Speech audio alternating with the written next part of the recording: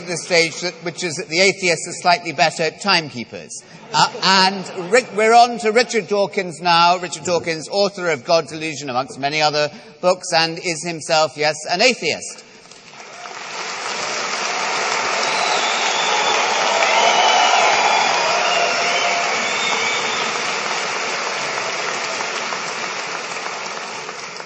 Charles, thank you.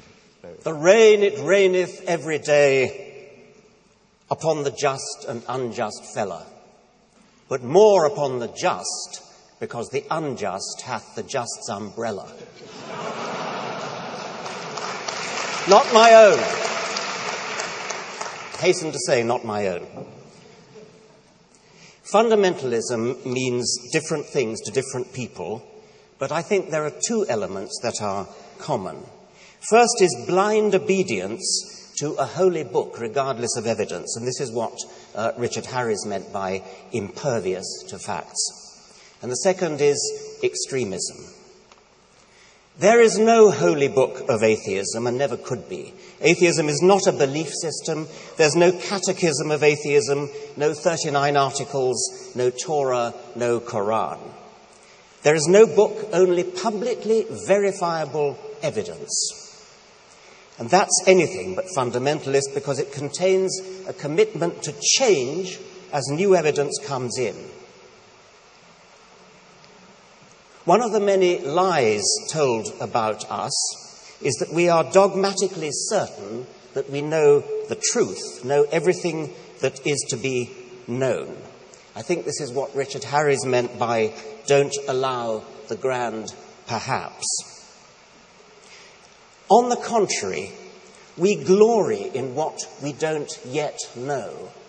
And that's the meaning of the quotation that Charles Moore attributed to me. It's actually Matt Ridley, my friend Matt Ridley, probably his friend Matt Ridley as well, who said that he was bored by what we already know. It's not really that we're bored by what we already know, but we're so excited by what it leads on to, which is what we don't know.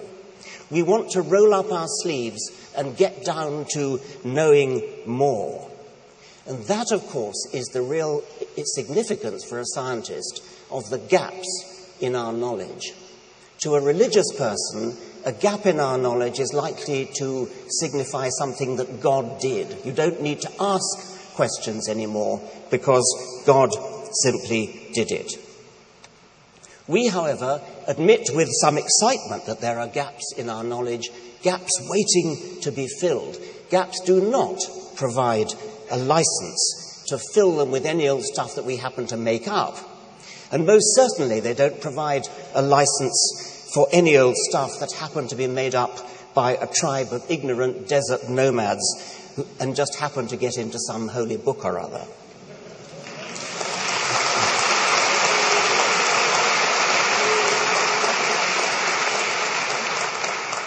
Science may not know what happened before the Big Bang. Science may not know yet how life began. But if science doesn't know the answer to those questions, then there's absolutely no reason to suppose that the answer is to be found in an ancient book or any religious text. To believe that would be true fundamentalism. In fact, if we're going to throw around accusations of dogmatic over-certainty, the boot is on the other foot with a vengeance. Even nice middle-of-the-road vicars and bishops are profligate with their certainties.